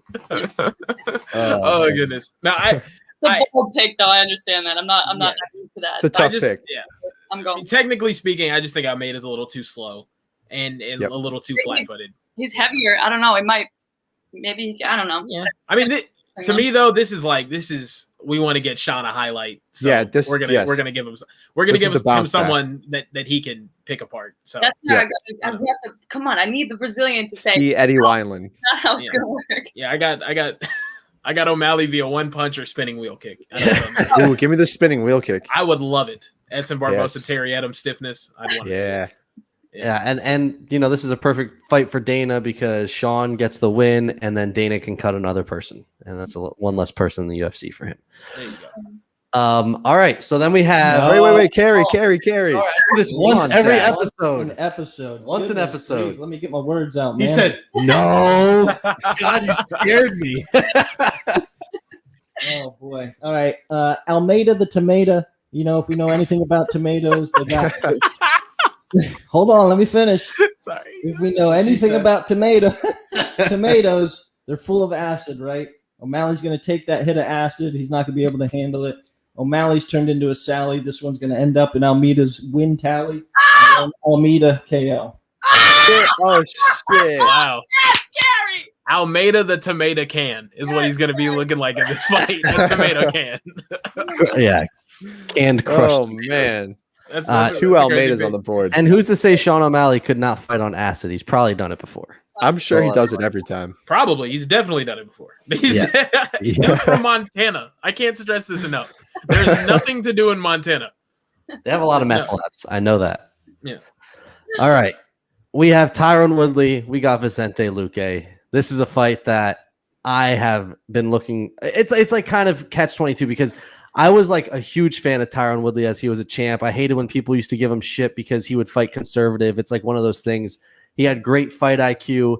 Why enter a danger zone when you can easily, get wins? And no matter a win is a win. You get 2 checks. When you're the champ, the check is bigger. A win is a win. So for a while, I kind of, was all in on Woodley. As of now, though, Woodley, I feel like, is done, man. It's a mindset thing. I think physically he's still there. I think physically he's a freak. At his age, it's insane. But mentally, he's black. Mentally, he has not. He just hasn't been there, man. It's sad to see. It's like he's just a shell of himself. He's almost scared to strike. His wrestling, I mean, he got wrestle fucked by Colby for all those rounds. Listen, Vicente Luque is not going to wrestle him. I'm not saying that. Vicente Luque is going to go in there and try to take his head off. I think it's going to be a lot for Woodley unless he's seen a sports psychiatrist and he's starting to figure things out. I don't see it going any better for Tyron Woodley. This could be the last time we see Tyron Woodley in the UFC octagon. If he loses, he's definitely done. Listen, I know it's a kind of a big step for Luque, and he didn't do great against Wonderboy. He lost against Wonderboy, but Wonderboy is at a different level right now than what Tyron Woodley is. Tyron Woodley has not been in the right mindset. Vicente Luque is a killer. He doesn't get really put away. He will take damage. So even I think if Tyron lands a couple shots, I don't see Luque going out. On the other hand, though, I can see Tyron Woodley getting flatlined in this fight, and it sucks to say. Dana White hates Tyron Woodley, so I think he is ready for Tyron to be out of the UFC. I'm going Vicente Luque. I'm going knockout. It pains me to say because I love Tyron Woodley, but I think his time in the UFC and I think he really should retire, especially if this fight goes south for him quick. I could even see it being ended quick. I could see Vicente Luque going out there and just throwing a freaking ton of shots and just landing 1 or 2, get Woodley. I don't know if we'll see Woodley actually get flatlined, but I could see him up against the cage just wearing an endless amount of damage. And then, if Herb Dean's in there, it might go a couple more minutes. If he's not in there, which it's not the main event, so we might actually be spared a death. And, but at the end of the day, I think Vicente Luque gets it done. So I have Woodley. Do you guys want me to do my thing now, or do you want to shit on me later? Like, how do you want to do this? No, we'll shit on you now. Go ahead. All right. Go ahead. All right. Well, the defense I have, I am taking Tyron Woodley, and it's for the fact that, as you mentioned, Zach, that the last 3 fights, Woodley's faced Gilbert Burns, Colby Covington, Kamaru Usman, the 3 best in the division, without a doubt. The way that they win those fights is by landing the takedowns, getting control. Usman had almost 18 minutes of control.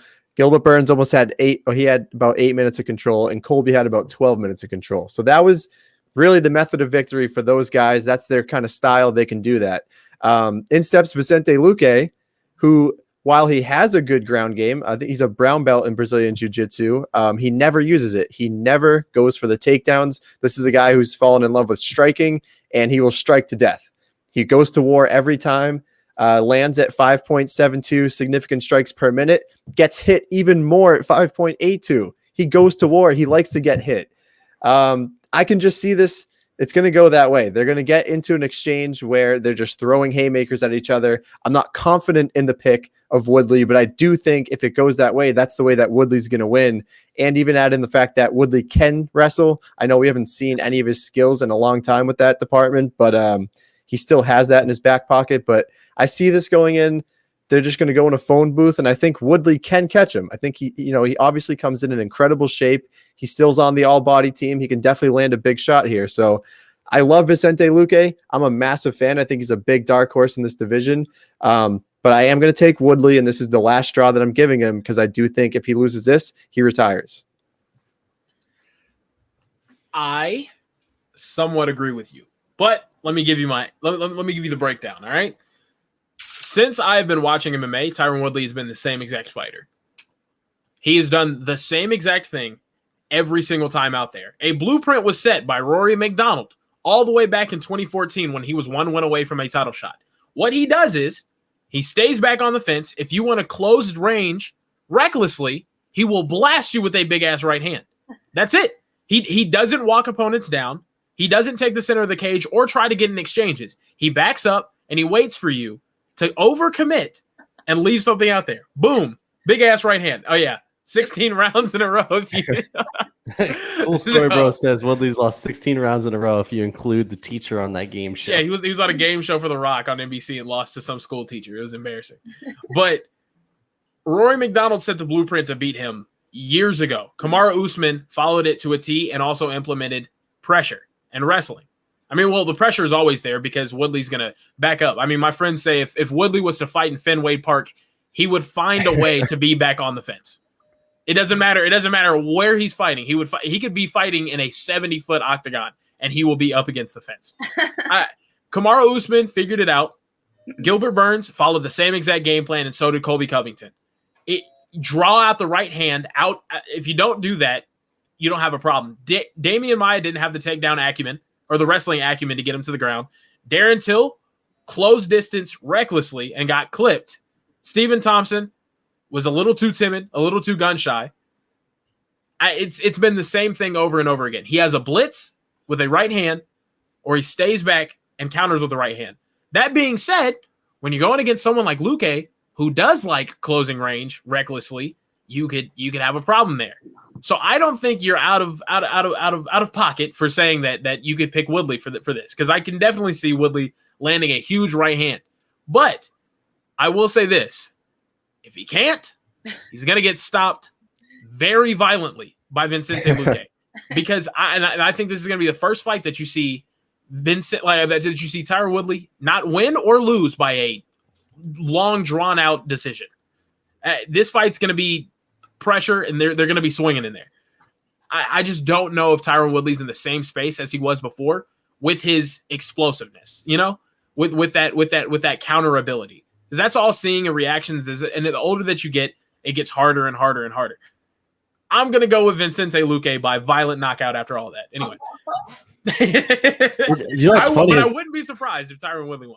Their records, Vicente Luque 19-7-1, Tyron Woodley 19-6-1. That's pretty crazy. That's crazy. We got to let Bunny and Kerry make their picks, but I got to say, I just feel like Woodley has been more gun shy than previous. Like, he just doesn't seem, it's just, I don't know. There's something like, I agree with Kieran, like he does, like it's always the back against the cage, but there's just something of recent in those fights. He just doesn't pull the trigger on strikes. He just is very, very timid. It's for some reason. I think Usman killed him, really. They don't give him the opportunity to. It's range. So much distance. Pressure. It's jabs, it's range, and it's distance. Anytime that you get in there, they know that a right hand's going to come. Darren Till got caught lunging in with a horrible lead uppercut. Horrible-ass lead uppercut and got blasted. All these fights that you see that were boring, like against Damian Maia, like against Stephen Thompson, he's just as gun-shy in those fights as he has been in his last three. It's because they're not giving him the opportunity to explode onto them. Pun not intended. Bunny, go ahead. Bunny? Word. I have Luque by KO as well. I don't know about violent. I mean, if it's going to be KO, it's probably going to be pretty nasty. But I wanted to say submission at first, but I changed it to KO afterwards. Submission? Yeah, I thought that would be. I mean, Woodley, like you say, that would have been an easy submission. But I think hands is where it's going to go down. Yeah, Vicente Luque too violent. Yeah, I think have you seen Tyron Woodley get knocked out before by Nate Marquardt? I think this fight might resemble something close to that. I mean, dude got uppercutted like while he was falling down. It was really tough. If you guys have seen that knockout, you might want to go back and look. It's literally falling down, and Nate Marquardt hits him with an uppercut so hard that it pops his head back up, and he almost stays up for a couple more seconds to eat more uppercuts. It was awful. But yeah, I also want to just toss in there. I thought this was pretty cool. I didn't know this is Luque's 16th UFC fight.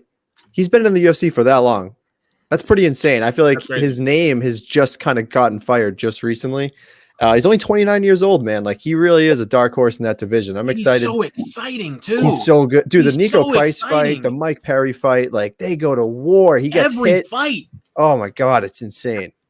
Even when he's getting his ass whooped in spectacular fashion, it's fun. Yeah. When he made Stephen Wonderboy Thompson let his hands go. That was fun. He just kept, he's like, all right, fuck it. He brings it out. Exactly. He brings it out of him. He's like, I'll eat 5 to give you 1. I don't give a shit, and I love it. And that's the other thing is I just don't think Woodley is one punch going to do it for Woodley. Like, is one punch gonna put the lights out on Vicente Luque? That's a lot of power. I mean, Woodley, it depends. It is. Woodley puts anyone on Queer Street with one good right hand. I don't care who you are. Yeah. But if Luque's ready for it, the blueprint has been set. So now everybody's following. Rory McDonald did the same exact thing to Tyron Woodley that Usman and Burns and Covington did. He did it 5 years ago. I'm surprised that nobody followed it because they probably just didn't have the skill set to. You know, you haven't had anyone that's as well-rounded. No one in Tyron Woodley's resume has been as well-rounded as these last 3 opponents that he's fought. They're smart. They know. Exactly. Yeah. They're strikers. Yeah. And I think Luque is on his way up. So I think I got to take Luque there. I play this game called Escape from Tarkov, and there's this one map called Woods, and I absolutely despise it. Always getting sniped out of nowhere, so I'm all out on anything wood in it. So I'm going Luque El Duque coming in to close this one out with a knockout. Hey, just saying, last week I took Brunson. I was the only one, and he won. So lock it in for Woodley, plus money. Yeah, but actually, don't. I'm not betting any money. Don't put money on that. All right, Steve, you could take us to the main event. Oh shit, the main event: Stipe Miocic, the GOAT? Question mark. Taking on Francis Ngannou for a second time. Stipe Miocic. I mean, everybody knows Stipe. 20-3 pro record, 14-3 in the UFC. Has been a champ for a long time. We've, famous for all the DC fights that he's had. And, we obviously saw him fight Francis Ngannou not too long ago, which is where I'll probably go with this in a little bit. But Francis Ngannou riding a 4-fight win streak right now. Basically lost to Stipe. Then he put on the snooze fest against Derek Lewis. Then he's just been knocking everyone out. All round 1 knockouts, just blitzing people and catching them with massive shots. That's what he does. And I don't know about you guys, but I feel like not much has changed. The only thing that I'm going to say that has changed is that Francis Ngannou now has Kamaru Usman in his corner, is helping him wrestle. I just feel like even with that happening, Francis's like body type and just the way that he fights, it just doesn't really translate to wrestling. And so I see the same exact thing happening in this fight. I think we actually picked Francis to be the heavyweight champ by both me and Zach, but I am going to flip my pick here. Just the more that I was looking into it, I was just really thinking, I don't think much has really changed, but we just saw Stipe against DC looking, lean, as quick as ever. He still has all the cardio in the world. I don't know, man. I just think that Stipe can do the same exact thing that he did last time out. Just withstand that the 1 round barrage that's coming. If he withstands that, if he can take him down, hold him down, it's easy. It's an easy win. I just think Francis is really that one-dimensional. I think Stipe is going to get this one done, but I think he's actually going to finish this one. So give me Stipe TKO. Damn. First, I feel betrayed, Steve, because you and I had a pact on Francis Ngannou. Yeah, we do have a clip on that. We'll have to delete.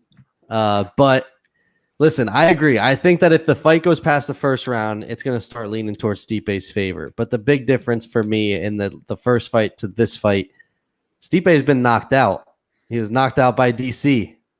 He's older from the first fight. I think coming in thin is a bad idea. I don't like that for Stipe. I think that he needs to come in at whatever weight he fought at before. He does have the cardio advantage. He does have the wrestling advantage. But my thing is the first fight, he still wore damage. He still wore damage in that first round against Stipe or against Francis. I don't think that he can wear that much damage again and survive. He lost to DC by knockout. I kind of put a lot of stock into that. And Francis, man, we haven't seen a guy with that kind of power possibly since Mike Tyson. Like, that power is just next level. It just takes one. He could throw 50 windmill hooks at Stipe, and it's going to take one, and that's going to do it. I have a really hard time taking Stipe in this fight. And it's not the skill set. Stipe is more skilled than Francis Ngannou. For me, it's like I got this gut feeling You know, you get the gut feeling in certain fights. And for me personally, I just have this gut feeling on Francis Ngannou. I feel like we're going to see Stipe get slept. And I feel like it's going to be fast. I feel like I see it happening in a minute, 2 minutes. I think that this fight is going to be very quick. And I think, you know, Stipe is going to be flatlined fairly fast. It sucks because I love Stipe, but like I said, first fight, he wore the damage. He's fought a couple times since then. He's older. Francis is a freaking scary ass man, dude. I don't see that happening again. And just look at, I mean, I understand, like he's literally steamrolled everyone else. Like this is the last hurdle. I got Stipe winning, or Francis winning by knockout. And yeah, I think that Francis is going to be the champ by the end of 2021 too. I don't know. I think that there's a lot of guys that were not going to be able to stand that power from Francis. Okay. He said, "Okay." The big one. All right. Strap in, everyone. Let me explain it this way. All right. I think a lot is being taken from that Stipe Miocic fight the first time around, where Francis fought absolutely nothing like he had fought before. Came in the worst shape that he looked in all of his UFC fights. Go back and look. He weighed in as heavy as he ever has. He was in France 2 weeks before. He looked way bigger than ever before. Not cut, but bloated. And he went out there with the mentality of, oh, no one can take my power. Screw it. I'm just going to run right at him.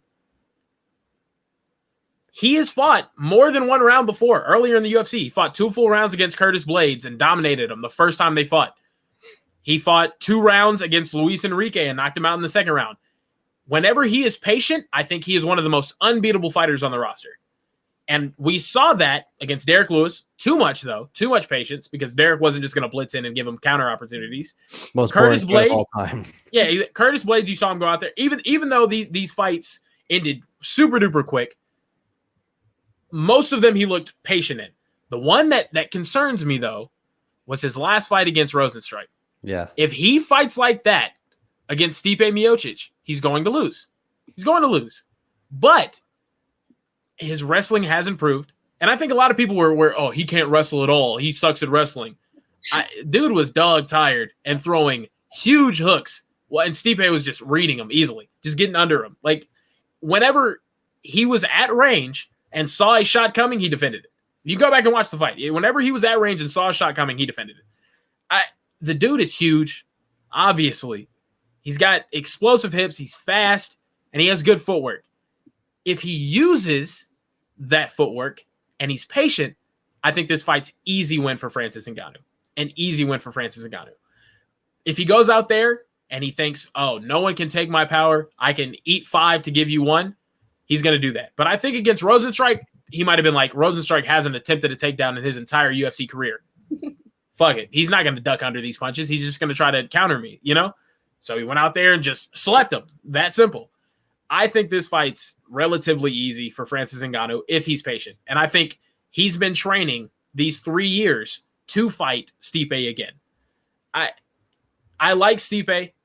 I really do. I think he's the heavyweight GOAT for sure. But I think if Francis would have gone in with a better game plan and in better shape that first fight and would have been patient, he would have won.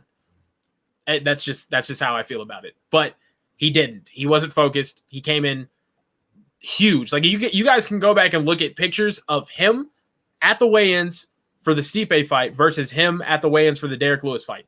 Looks like 2 completely different men. Yeah, I saw them both. He looks completely different. He was bloated as all hell.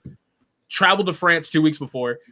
I think Francis Ngannou takes this fight rather easily if he's patient. But that's a huge if, because when you have someone that has that sort of power, you don't know what they're going to come in like. You know, you don't know how a person's going to react mentally to a person that they got dominated by against before. You know, yeah, I got Francis. A patient Francis destroys Stipe, in my opinion. But yeah, I just can't wait to watch either of these dudes fight John Jones. I think that's going to be great. But I can definitely see Stipe winning. If Stipe wins, I think John Jones beats him easy. I'm not gonna lie. I think John Jones versus Francis, very hard fight for John Jones. But anyway, I don't know. I feel like everybody's convinced themselves that Francis can't wrestle, and it doesn't make sense to me. But Yeah. Sorry, go ahead, Benny. My fault. Do you think if Stipe wins, he'll retire? I mean, he's getting older. I'm curious because I have him winning, but it was I lost sleep over my pick on this fight because Ngannou has. I mean, those punches are insane. They're insane, but then you have Stipe, who is like a seasoned vet. He like goes into the ring almost like he's not even shook, But I lost sleep over who I was going to pick on this fight. So I was curious to know what you guys thought if he were to win this fight against Francis. And it's not coming down a decision. It's going to be a knockout from either or. And I picked Stipe, but it's going to be knockout. It's not coming to decision. Do you think that he would retire after this fight, or do you think he'd keep fighting? I think he has to. I think after the Jones fight, he might retire. Yeah, you can't give up that opportunity. Yeah, you would have arguably you have the greatest light heavyweight of all time versus the greatest heavyweight of all time. Whoever wins that fight is probably going to go down as the pound for pound greatest fighter of all time. If that fight happens, I don't think that fight happens. Got them rotisserie chicken. Story, bro. Ngannou got them rotisserie chicken mitts. Yeah, no, I don't think it gets there though. To be honest, Stipe's getting older. I think he looked great in those fights against DC, but then again, I think a lot of people take a lot from those matchups. Yeah, and DC's also older. DC was a 40-year-old, 5'9" wrestler. He's a wrestle boxer with back issues, coming off of a back surgery. Yeah, against in the second and third versions of those fights. I think a lot of people just think that that Stipe's just going to walk through Francis or walk through John Jones. I'm like, no, he's never faced anyone who has the tools that these two guys have. Other than he fought Francis before. But I think a patient Francis gives him a world of trouble. I'm not going to lie, a world of trouble. And I don't think he can handle it. I'm being honest. I just don't. Do you think it goes past the first round? Yeah. No. I would say yes. I don't think so. I think if you're saying that Francis is going to be patient, I think it goes past round one. But the thing is, he could be patient, but it just takes still one. pick him. Like he could be patient. And he was patient against Cain Velasquez. He plotted. Oh no, not plotted, but he cut off the cage, took him to the fence, threw a 1-2. Cain ducked under, defended. As soon as he gets you in tight spaces, right, put him out. That's all it's going to take. I mean, you saw in the first round against Stipe. Stipe hits him with like a 4-punch combination, and Francis just wings a wild ass hook, rocks Stipe right before the end of the round.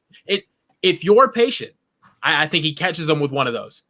Because his cardio is not going to be the same as it was the first fight. He's not going to go out there and just blitz with 15 I agree. punch combination. Like that's not going to happen. He's not going to fight like that.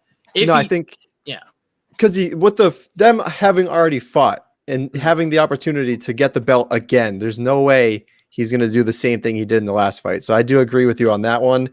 I think it's just going to really come down to the fact that can Stipe close the distance, get inside so he's not able to throw those big shots and, get the clinch work going, push him against the cage, work the takedowns. Will he be able to do that? And then will Francis be able to stop him? That's what it comes down to for me. I know at any point in the fight, Francis can land that shot. Yeah. At any point in the fight. Definitely. And the thing is too, when I say patient, I mean patient as far as his attack and defense is concerned. Yeah. He has knocked out all of these elite fighters the same exact way. Why did Andrei Arlovsky, Alistair Overeem, not Cain Velasquez, but Junior Dos Santos all overextend? Because of his footwork. He stays right outside of the dude has an 83-inch reach. He stays right outside of your range because he's able to move on his feet well. If he does that and forces Stipe to overextend, which I don't think he will, because Stipe is a very smart guy, Right. But if he does because he feels like he can't hit him, Francis has that lean back, left hook, right uppercut, or right hand. Knocks everyone out with it. Knocked Andrei Arlovsky out with it, Alistair Overeem out with it, and JDS out with it. The same exact thing, because they can't close distance on him. And for whatever reason, whenever he fought against Stipe, he was just, I'm going to go blitz him. I'm just going to go take him out right now. Just a dumb strategy. Stupid strategy. Also, he wasn't in the greatest shape. But I feel like we're going to see Stipe try to enter, and Ngannou's going to just hit him with a quick right hand, going to drop Stipe, and then Francis going to get on top and just put Derek Lewis, Curtis Blades action. Put the finishing touches on it. I'm telling you right now, if Stipe goes out in the first round and shoots a blind shot, like a shot that's not set up with punches, or gets Francis swinging, he's going to defend it. He's going to clear his hips, and he's going to end up on top of him. And then Stipe's in a world of trouble.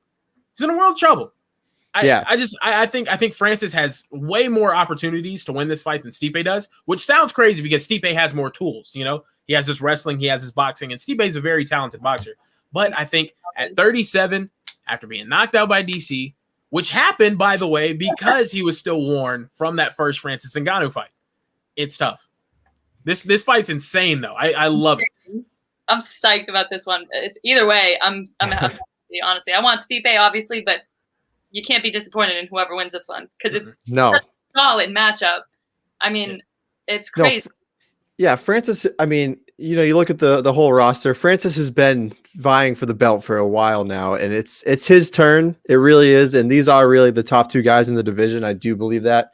And it just sets up the Jon Jones fight for either guy. It doesn't matter who it is going to be an incredible fight. I don't know which one I would rather see. I'm telling you right now. I think the Ngannou one would be. I'd rather be so wrong. I'd rather be so wrong, and I want Stipe to win this fight. If like as a Jon Jones fan, I'd be wrong on every pick the rest of the year if Stipe won this fight. I don't care. I don't want Jon to fight Francis. I think that's fucking terrifying. It is. No, I think Stipe. I'm honestly like I've been waiting for the Jon Jones and Stipe Miocic matchup to happen because I've been saying for years that Jon would beat him easily, and that sounds like a wild, crazy take. But I've said before, Jon beats Stipe with ease. The person who beat him at heavyweight is Cyril Gane. I'm just saying. That's why I don't really want to see that. I don't want to see Steve get murdered by Jon Jones because I am not a Jon Jones fan. Kieran. I got you. I mean, this is the problem though. This is the problem though. What is Stipe good at? Everything. Is and he? So is Jon Jones. Is he good at everything though? Yeah. Jon Jones is better than Stipe at everything. Can Stipe kick like Jon Jones? No. Stipe is better than Jon Jones in boxing. He's not as athletic. He's absolutely not as athletic and versatile in striking. Though. I'm saying Jon Jones is capable of switching stances going forward and backwards, defensively and offensively. He's capable of kicking you at all 3 levels.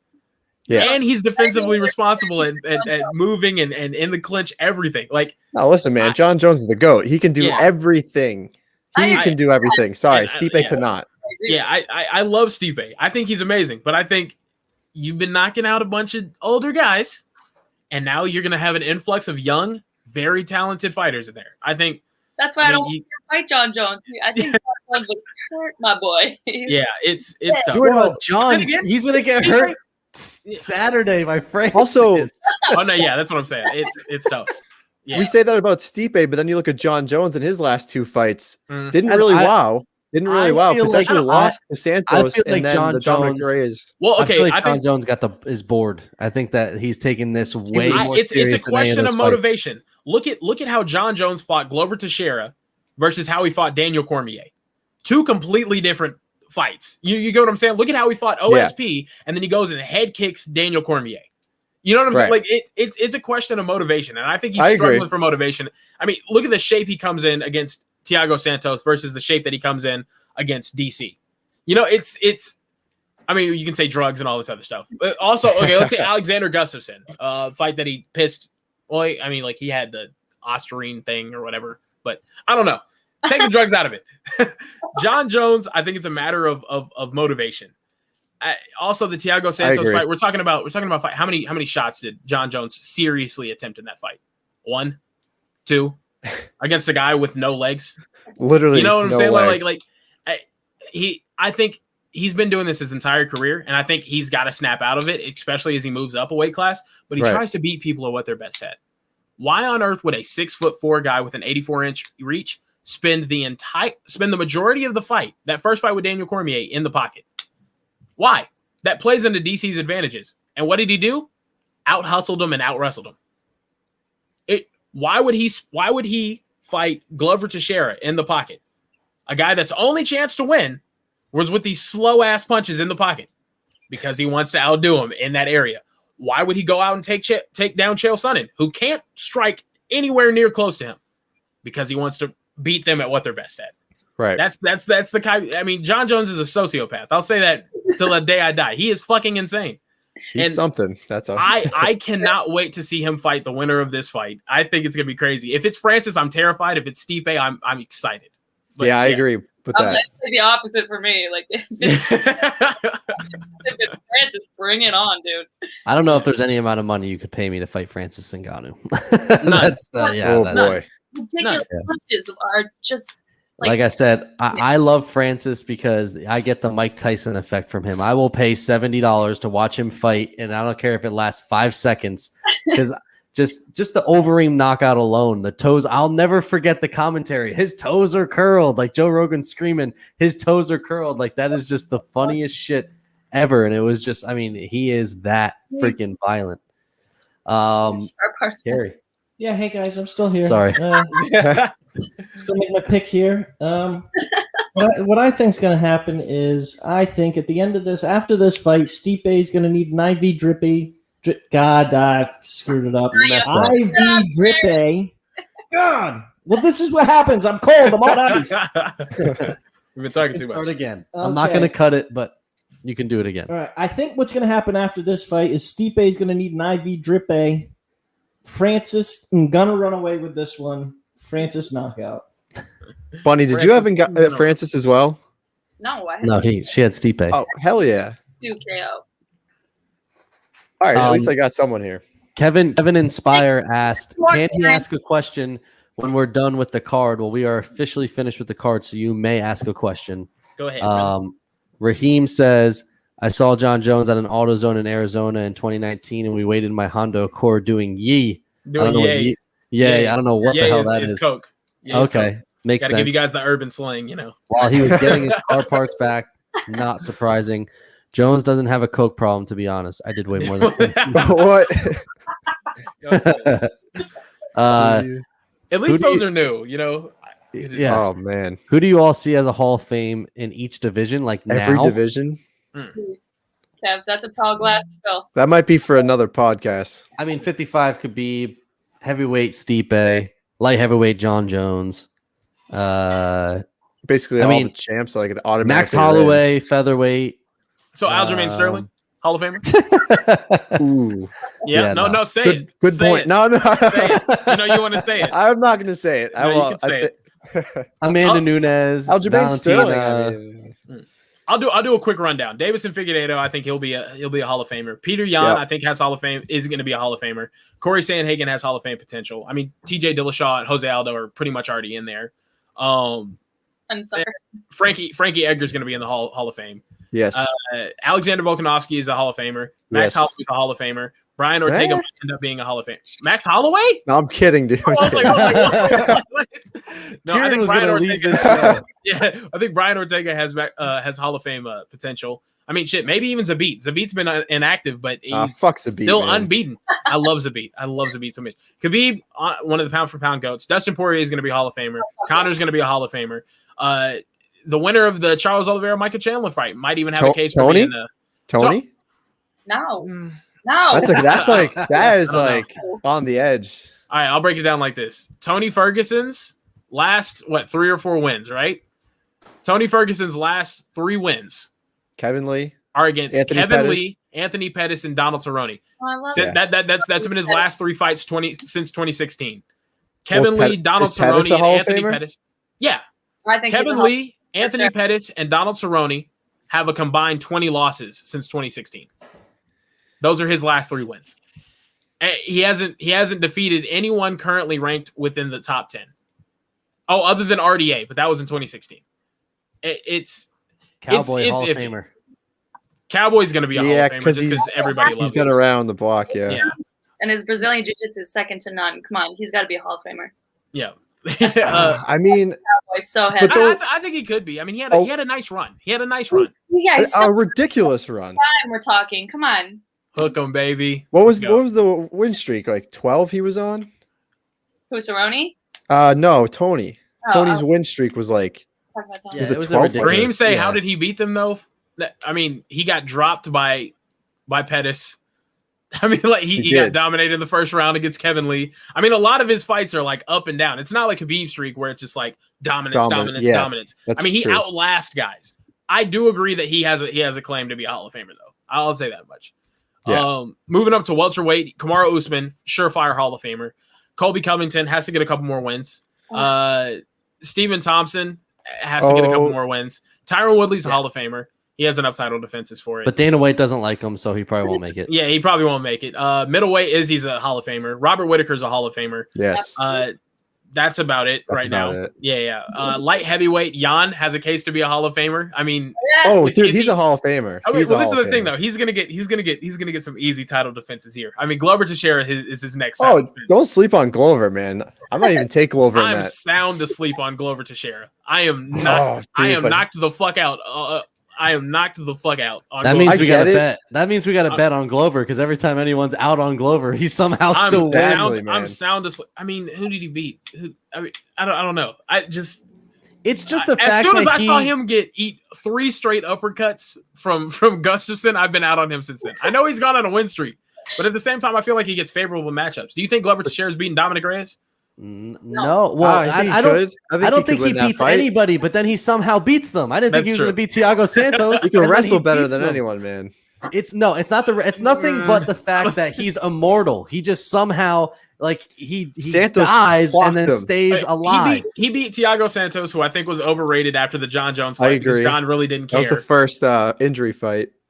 He beat Nikita Krylov, Kutalaba, Robertson, and then he lost to Corey Anderson.